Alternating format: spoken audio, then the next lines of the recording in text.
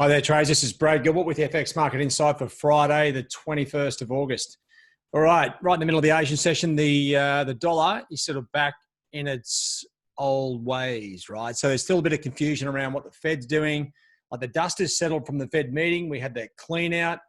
Looked like it was a big turnaround in the overall trend. The US dollar sort of held resistance here on the dollar index around 93.20. And the dollar block is now back rallying and the dollar is falling, the dollar pair. So what that does for us, it's one of those weeks where last week there was a few things lining up and we saw some clean trades. This week things were lining up, but then we've had a few fundamental issues, obviously the Fed, and now, we're dragging into like the jobless claims number, trying to work out what's going on with the US economy from these numbers. It's a bit problematic. These are weekly numbers, it's argued how accurate they are, et cetera, et cetera. But what we've seen is basically this is a situation where, let me just get the daily market insight up, probably a bit easy to show you, is just where the trend, right? The initial move was against them. The trends have held. They've come back into play. And long term, we still have some potential opportunities. But momentum, right, which usually transpires in the short term, hourly time frame, it's completely been sapped. Right. So when that happens, the markets start trading sideways. And then what we're waiting for is basically the next big thing. What's the next big release? What's the next big news release that comes out? And that's where the direction and momentum will come from. So when we're looking at the general news here, right? So you're getting articles like this: dollar losers out, yuan soars amid doubts about US economy. I mean, who knows what the yuan's doing, but no one really cares. I mean, it should be hugely undervalued the way things are sort of going, or back up towards 8. It's rallying like it's as though they got control of the currency. It's manipulated anyway. And you got just a little wrap here on some of the pairs: sterling, CAD. We're starting to get to see a lot more about US politics. You can expect to see a lot more as we move forward this year. So that's going to be into it, but that doesn't really come into play too much. What I'm more interested in, if I can get that out, is just with your charts, right? So when you get a bit of discombobulation, we get a bit of a reshuffle, all you're doing is redrawing your trend lines to the new levels, right? So the dollar index here, we're back in the middle of a range. Overall, right, I'll show you the longer term charts. This thing's still going down, but right now it's just trading sideways. Okay, if I show you the dollar index over a long time frame, you can see this is the dailies. It's moving down somewhat. And then you got the weeklies. Well, it's just been dropping off since, well, I guess March this year. So that's where we are. Now, you come back into the hourly charts. They do look like a mess, right? And you can see a lot of pain here on these moves. Okay, I've intentionally left my trend lines where they were. And you can see where people are rushing in to get into the break trade. The range trade is getting turned over. It's 6s and 7s, right? What we are seeing, I mean, it's obviously easier with hindsight, is just a bit of a discombobulation. Overall, the trends are still in play.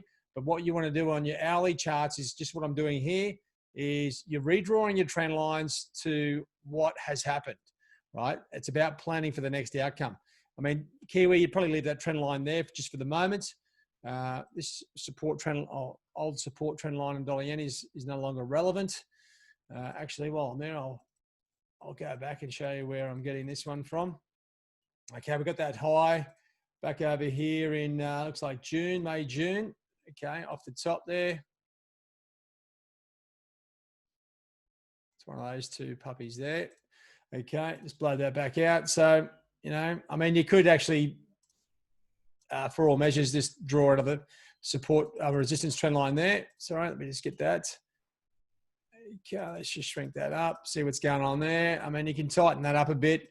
You don't want to be drawing too much of a shorter time frame, but a dollar yen looks like it's pretty accurate. Anyway, it's just basically, we've had that big down move. It's trading sideways.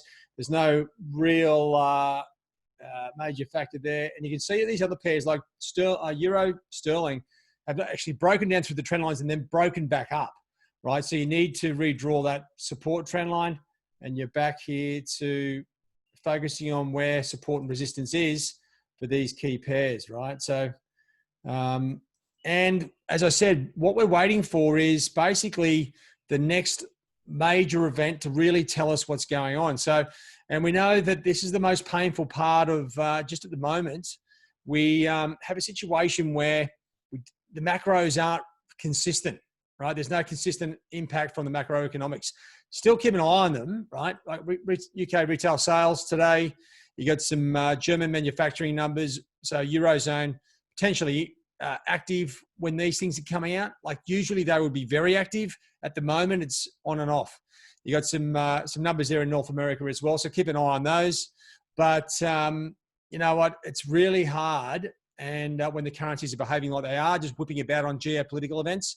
So what are the market conditions? This is a key part to understanding what you're doing. The ongoing geopolitical events are really dominating price action this week, like up and down, up and down. What we've seen is usually a clear indication they hit the equity markets. We either get a weak dollar or a strong dollar, and we know what to do. At the moment, it's a bit 6s and 7. Every day, the Dow Jones has either been up like 0.3, 0.5 or down 0.3, 0.5. So there's no clear direction coming from anywhere. Okay, today we've got a slight risk on day, and that's why some of these currencies are moving higher. Aussie, Kiwi, and the CAD, dollar CAD moving down. But the rest of the pairs, it's a little bit 6s and 7s. And you can't make the market move just because you've got the day off and you want to trade. That doesn't work, right? So really waiting for the market direction to really light up again. Are we going to see it today? Maybe not. If anything, short term, I think you're really waiting to see what happens early next week. As I said, there's a few data releases coming out. To me, the news is not consistent enough for me to jump in. If anything, the dollar, okay, it's had the nice little counter rally, held resistance. You got to think, if anything, it's just going to start drifting lower because you know what? We had the Fed and the market's still now contemplating where that US economy is. If there's no change in news, well, the Fed's a bit of a fly in the pan. We see the reaction and now that goes back into the old trend. So just bear that in mind. To me, it looks like the dollar could shift lower. At the same time, most of these currencies are just drifting sideways on hourly timeframes. All right, guys, that's it from me. Have a good trade day. Not all great news. I'm not sort of super pumped up, but trading is about identifying opportunities and waiting for them. Right now, I don't see them. It doesn't mean they don't pop up during that European or North American session, right? They could come out of nowhere. All right, guys, have a good trade day. Cheerio.